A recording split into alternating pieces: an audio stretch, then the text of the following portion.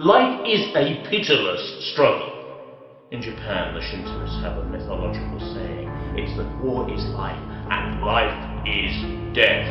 You must, my dear, try and go beyond that, to the spiritual, or at least to the psychic, and to the higher intellectual.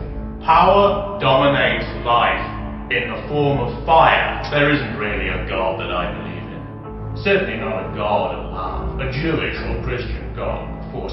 I believe in the genius that exists in this hand, as a repository, always of power, creative, fructifying, going forward. Even in relation to this crime itself, force of awareness just as conceit.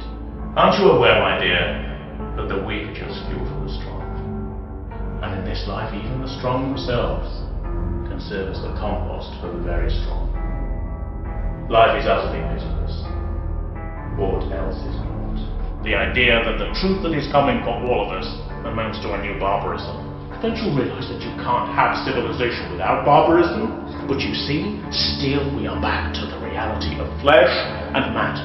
When we are bored cripples and retards and morons and mongols and the others, will even they be enough to serve as fuel for that which is coming up from under the ground? Even if their lives are without meaning, and really they can only be given one by becoming fuel.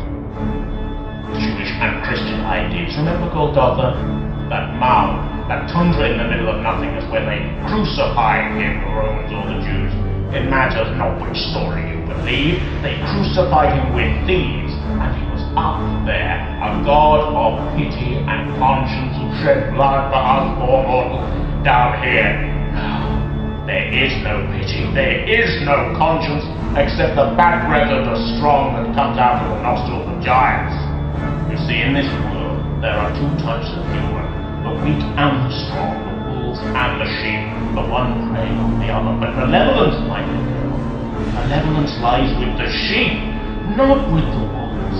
The wolves are the ones that keep the pack safe, that circle in their immensity. It's the sheep who cower together, egalitarians, or in their swinishness, in their desire to bring down glory. Meaning is distinction. It's the gap between individuals and even between groups. It's the wolves that keep up that gap.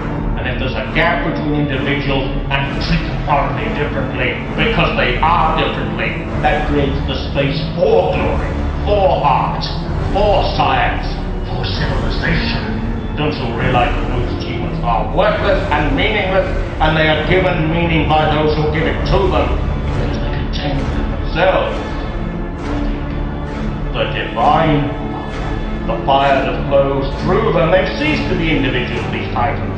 They cease just to be restricted in their smaller egos. It's the sheep that have the smaller egos, not those that guard them, that use them as their fuel, that project out of them new forms of glory.